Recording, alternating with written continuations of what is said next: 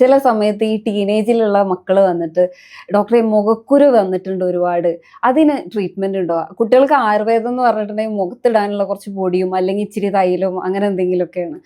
കോസ്മെറ്റിക്കിലാണ് അവർ കൂടുതൽ. അതെ അതെ, കൂടുതൽ അതാണ് ശ്രദ്ധിക്കുന്നത്. അല്ലെങ്കിൽ മുഖത്ത് facial hairs, PCOS main symptom ആണ് വരുന്നത് ഫേഷ്യൽ ഹെയർസ്. അപ്പൊ ഇങ്ങനെ ഒന്ന് രണ്ട് കാര്യങ്ങൾ കാണുമ്പോൾ ഞാൻ ചോദിക്കും, മക്കളെ പീരീഡ്സ് നോർമലാണ്, അത് വരുന്നില്ല, അത് പ്രശ്നമില്ല, അത് എനിക്ക് മരുന്നൊന്നും വേണ്ട, എനിക്ക് ഇതൊന്ന് പോയി തരണം. പിന്നെ അതുപോലെ കഴുത്തിലെ കറുത്ത പാട്, അത് ഭയങ്കര ബ്യൂട്ടി കൺസേൺ ആണ് മക്കള്. പക്ഷേ ഇതിന്റെ പിന്നിലിരിക്കുന്ന ആ ഒരു വലിയ റീസൺ അവരുടെ പാരൻസ് ആയാലും അത് നോട്ടീസ് ചെയ്യുന്നില്ല. ഒളിഞ്ഞിരിക്കുന്ന അപകടം എന്താണെന്ന് അവരൊരിക്കലും അത് അറിയുന്നില്ല, മക്കളെ അത് അവെയർ ആക്കുന്നുമില്ല. അവര് ഇന്നത്തെ പാരൻസ് എന്താന്ന് വെച്ചിട്ടുണ്ടെങ്കിൽ മക്കളെ ഭയങ്കര സ്ട്രെസ്ഫുൾ കണ്ടീഷനിലാണ് വളർത്തുന്നത്. അവരെ പഠിത്തമായിക്കോട്ടെ എന്തോ ആയിക്കോട്ടെ. ഇപ്പോൾ നമ്മൾ നീറ്റ് കോച്ചിങ്ങിന് വിടുകയാണ്. ഇപ്പോൾ 8th 9th തൊട്ടിട്ട് തന്നെ ഞാൻ ഒരിക്കലും കോച്ചിങ്ങിനെ ഒന്നും പറയുകയല്ല ചെയ്യുന്നത്.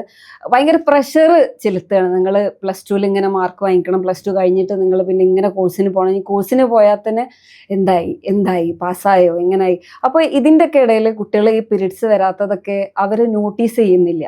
അപ്പോൾ ഈ മക്കൾക്ക് ഈ ഒരു ബ്ലീഡിങ് പാറ്റേണിൽ വ്യത്യാസം വരുമ്പോൾ, ചിലപ്പം ബ്ലീഡിങ് ഉണ്ട്, വളരെ കുറവാണ്, അങ്ങനെയൊക്കെ വരുന്ന സമയത്ത് ഈ മക്കളത് അമ്മമാരുടെ അടുത്ത് ഷെയർ ചെയ്യുന്നില്ല. അവർക്കിത് പെട്ടെന്ന് തീർന്നാൽ ഹാവും, വന്നില്ലെങ്കിൽ ഹാവും. പക്ഷേ ഈ ഒരു ഫേഷ്യൽ കൺസേൺ വരുമ്പോൾ, ഈ ഒരു മുഖക്കുരു വരുമ്പോൾ, അല്ലെങ്കിൽ ഫേഷ്യൽ ഹെയർസ് വരുമ്പോൾ, അത് അവർ അമ്മമാരുടെ അടുത്ത് പറയും, എനിക്ക് ഡോക്ടറെ അടുത്ത് പോകണം, എനിക്കിതൊന്ന് കൺസൾട്ട് ചെയ്യണം. അപ്പോൾ നമ്മളിത് ചോദിച്ച് ഇതിൻ്റെ പിന്നിൽ നമ്മൾ USG ഒക്കെ എടുക്കുമ്പോഴാണ് ഇങ്ങനെ ഒരു കാര്യം മുളിഞ്ഞെടുക്കുന്നത് പറയുന്നത്.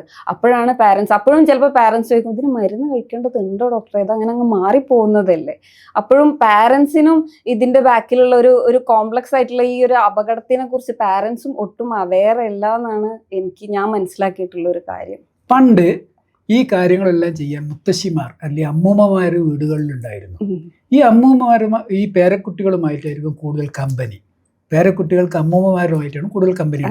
സ്വന്തം അമ്മയോട് പറയാൻ പറ്റാത്ത പല കാര്യങ്ങളും അമ്മൂമ്മയോട് സ്വകാര്യമായിട്ട് ഇവർ പറയുന്നത്. ഇവരാണ് ഇത്തരം കാര്യങ്ങൾ ഉപദേശിച്ചു കൊടുത്തിരുന്നത്. ഇതിന്റെ എല്ലാ കാര്യങ്ങളും ചോദിച്ചറിഞ്ഞിരുന്നതും അമ്മൂമ്മമാരായിരുന്നു. ഇന്ന് അതില്ല. കാരണം എല്ലാവരും ന്യൂക്ലിയർ ഫാമിലീസായി. അപ്പൊ ഏറ്റവും ചുരുങ്ങി അവരിലേക്ക് ചുരുങ്ങുക എന്നുള്ള ആ സ്വഭാവം വന്നതോടുകൂടി തന്നെ ഇതിനെല്ലാം കാരണം അതല്ലേ എന്ന് ഞാൻ പലപ്പോഴും ചോദിക്കാറുണ്ട്, പറയാറുണ്ട്, ഉപദേശിക്കാറുണ്ട്. അപ്പോൾ അതാണ് നിങ്ങളും ഒന്നുകൂടി കൂടുതൽ സ്ട്രെസ് ചെയ്യേണ്ടത് എന്നുള്ളതാണ് എനിക്ക് തോന്നിയിട്ടുള്ളത്.